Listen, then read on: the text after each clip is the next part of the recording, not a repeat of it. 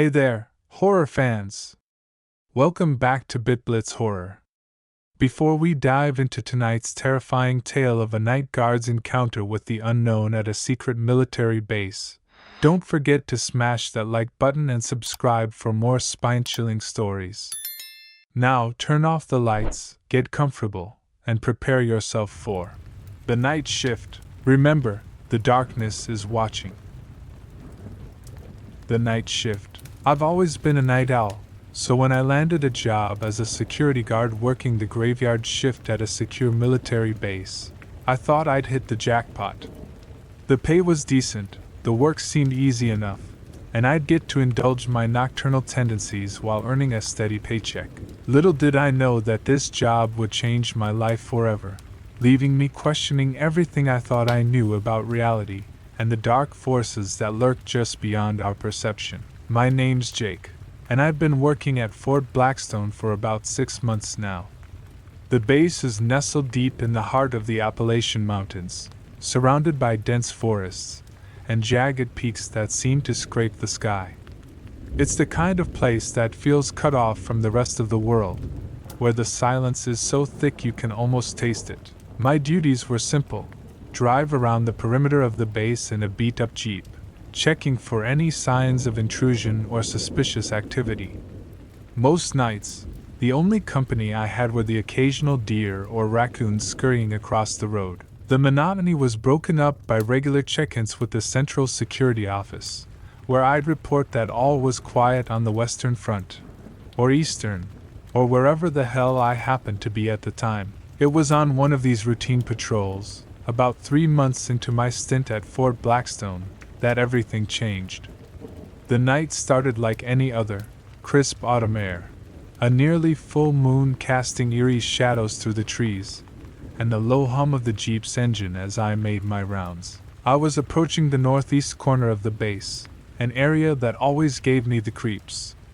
It was where the fence line met a particularly dense patch of forest, the trees so tightly packed that my headlights barely penetrated the gloom. As I slowed to navigate a sharp turn, something caught my eye, a flicker of movement just beyond the fence. At first, I thought it was just another animal. But as I brought the Jeep to a stop and peered into the darkness, I realized this was something else entirely. There, in the gap between two ancient oaks, stood a figure. It was tall, impossibly tall, its limbs elongated and spindly like a spider's legs. Its skin, if you could call it that, seemed to shimmer and shift, as if it couldn't quite decide what color or texture it wanted to be. But it was the face that made my blood run cold. Where there should have been eyes, nose, and mouth, there was only a smooth, featureless expanse of flesh. And yet I knew with absolute certainty that it was looking right at me. I fumbled for the radio, my hands shaking so badly I could barely press the button. "C Central, this is Unit 4. I've got a situation out here. Northeast perimeter. Possible intruder." The radio crackled to life, the dispatcher's voice tinny and distant. "Unit 4, can you describe the intruder?" I opened my mouth to respond, but the words died in my throat. The figure had taken a step forward, its impossible body folding and unfolding in ways that defied physics. And then, without warning, it was gone, vanishing into the shadows as if it had never been there at all. "Unit 4, please respond. Can you describe the intruder?" I swallowed hard, my mouth dry as sandpaper. "Negative, Central. Whatever it was, it's gone now. Must have been a trick of the light or something." "Roger that, Unit 4. Continue your patrol and report any further disturbances." I sat there for a long moment, my heart pounding in my chest. Part of me wanted to chalk it up to an overactive imagination, fueled by too many late nights and not enough sleep. But deep down, I knew what I'd seen was real. And I had a sinking feeling that this was only the beginning. Over the next few weeks, I tried to convince myself that it had been a one-time thing. I threw myself into my work, volunteering for extra shifts and focusing on the mundane details of my job. But no matter how hard I tried, I couldn't shake the feeling that I was being watched. It started small, glimpses of movement out of the corner of my eye, shadows that seemed to move of their own accord. I'd be driving along, minding my own business, when suddenly the hairs on the back of my neck would stand up. I'd whip my head around, certain I'd catch something in the act of, well, I didn't know what, but there was never anything there. Then came the noises. At first, it was just the usual sounds of the forest at night, the hoot of an owl, the rustle of leaves in the wind. But gradually, I started to hear other things. Whispers that seemed to come from everywhere and nowhere at once.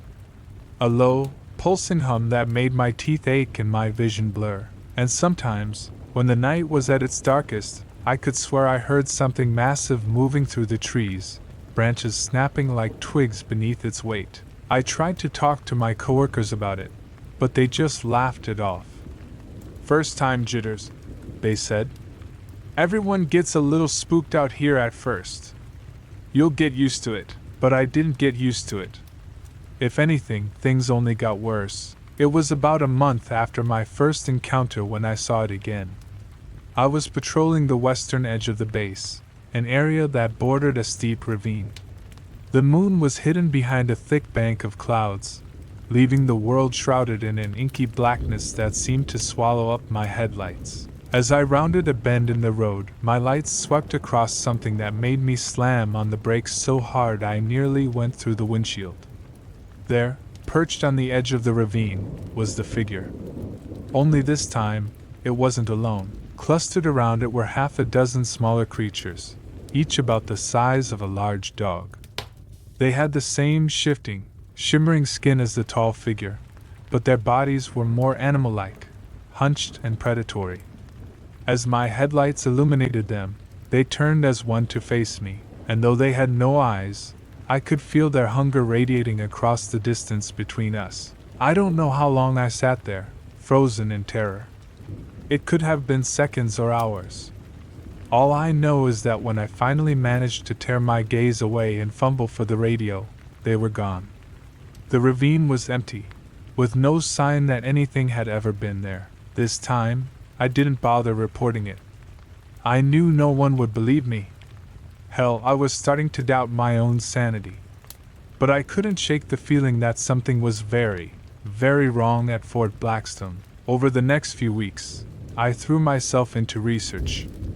Every spare moment I had, I was online, scouring forums and conspiracy theory websites for any mention of similar sightings. Most of what I found was the usual crackpot stuff, alien abductions, government cover-ups, that sort of thing. But buried in the depths of one obscure message board, I found something that made my blood run cold. It was a post from someone claiming to be a former employee at Fort Blackstone. They described seeing things that matched what I'd experienced: impossibly tall figures, smaller predatory creatures, unexplained noises and sensations.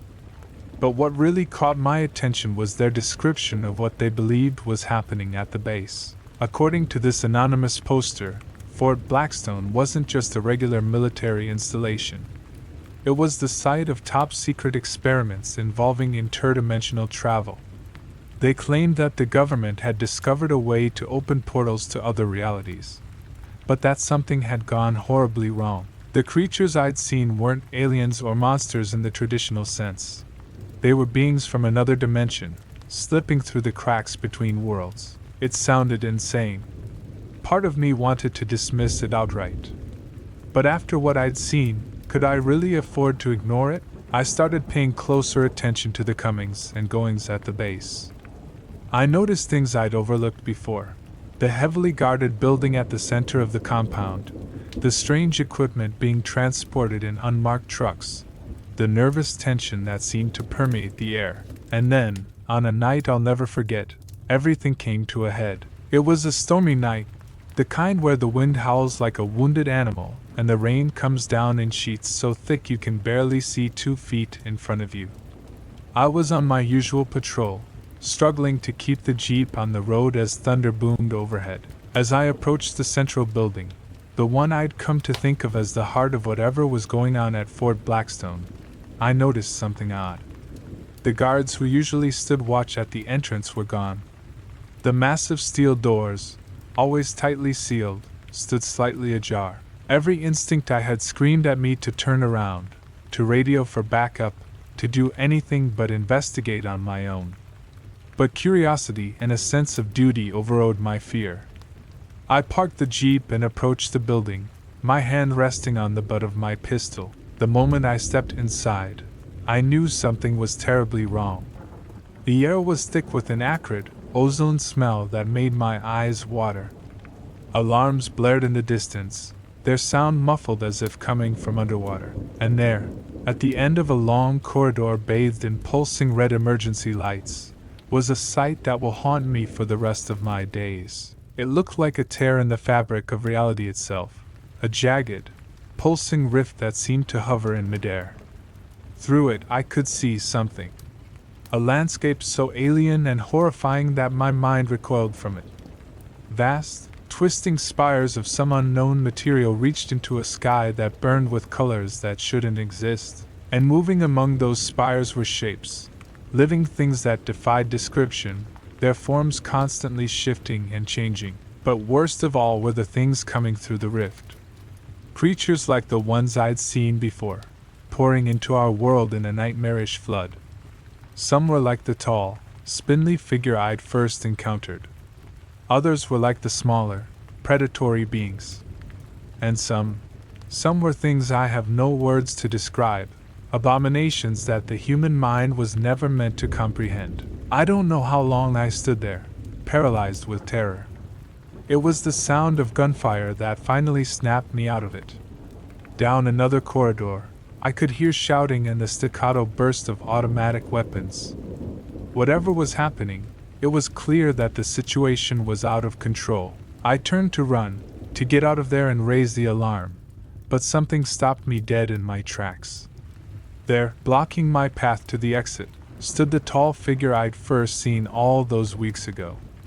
Only now, up close, I could see the horrifying details my mind had mercifully blurred before. Its body was a constantly shifting mass of tentacles and appendages, coiling and uncoiling in a hypnotic dance.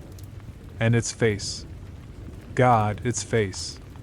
Where before there had been only a smooth expanse of flesh, now there was a gaping maw lined with row upon row of needle-sharp teeth. And above that mouth, a single, massive eye opened, fixing me with a gaze that seemed to pierce right through to my soul. I'd like to say I did something heroic in that moment, that I fought back or tried to warn others.